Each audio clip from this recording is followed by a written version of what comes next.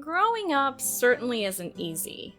More so when your father has blamed you your whole life for his wife's death.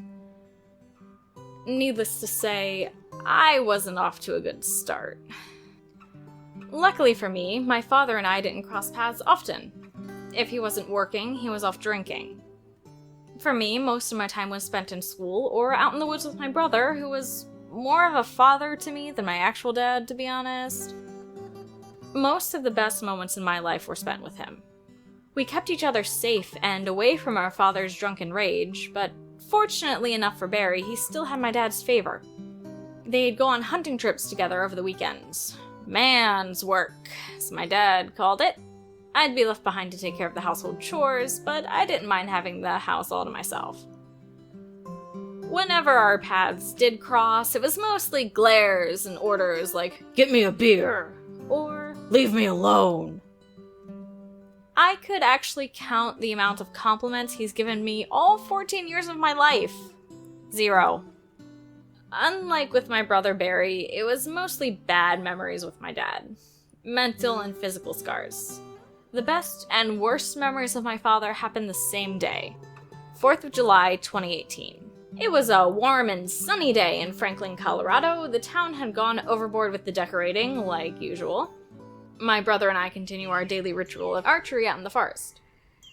I wouldn't let him kill the rabbits that live there, so we've set up targets across the woods. We just started with a carved target on a tree when I was about 8. Now we've advanced pretty far, running and taking multiple shots at these little targets Barry and I made. You won't hit it. You haven't the last 7 times. Thanks for the confidence, big bro. This time's gonna be different. No, it's not. Oh yeah? I'll show you. You said that the last 7 times too. You know what? I knock an arrow in my bow and make a mad dash into the forest. I spot my first target whiz by me, and without any hesitation, I pull the string back to my cheek and let the arrow fly. I hear the hard whack of the arrow pierce the target, but don't bother checking if I got a bullseye, keeping my momentum going. I take out 2 more arrows from my quiver, continuing to gracefully sprint through the forest, and more importantly, not trip over any random branches. Speaking of branches, I instinctively jump over a fallen log that's been in our path for years, landing down perfectly. I spot my next 2 targets, 2 bright yellow circles with red dots at their center, one above the other. I load the 2 arrows into my bow, putting my middle finger between the 2 as I draw my bowstring yet again.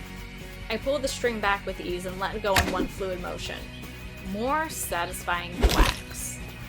We're not out of the woods yet. Well, obviously, but the target Barry is talking about is just up ahead. I continue running, mentally preparing myself for it. I see the shot in my mind and imagine my arrow slamming into it. This is it, I can do it.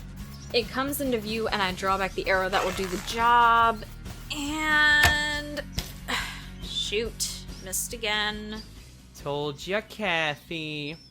Shut it, barreled. No matter how many times you call me that, it'll never be my name. Barry hops down from the tree he was observing my performance in and scratches his chin a moment. He always does that when he's stringing together a thought. Let's see. First arrow hit its mark pretty well. Naturally. That double shot needs work.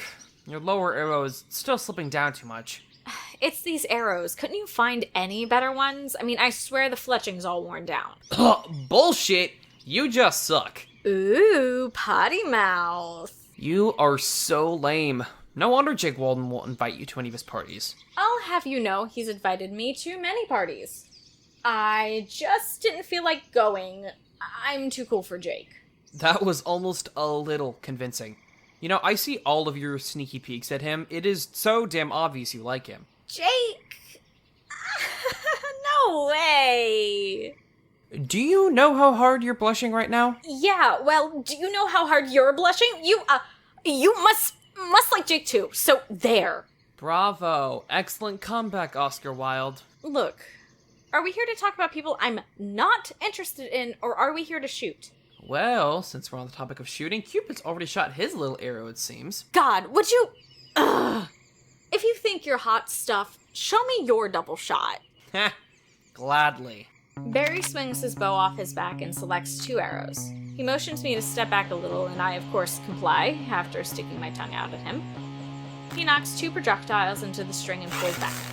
The string touches his cheek a moment, he closes one eye to check his aim, and they both make their mark. It is definitely you, and not the friggin' arrows. Damn it. Who's the potty mouth now? Wait. Do you hear that? Hear what? It's a sound I thought you would have recognized by now. Which is... what? The sound of me beating you in a race to Main Street! I start dashing down the path towards Main Street before Barry can react. Oh, come on! Cheater! I dodge branches and jump logs, gaining speed as I go. I take a quick peek behind me to see if Barry's caught up yet. I see him a little ways back with a scowl on his face. I give him a little wave, which he responds to with a rude gesture.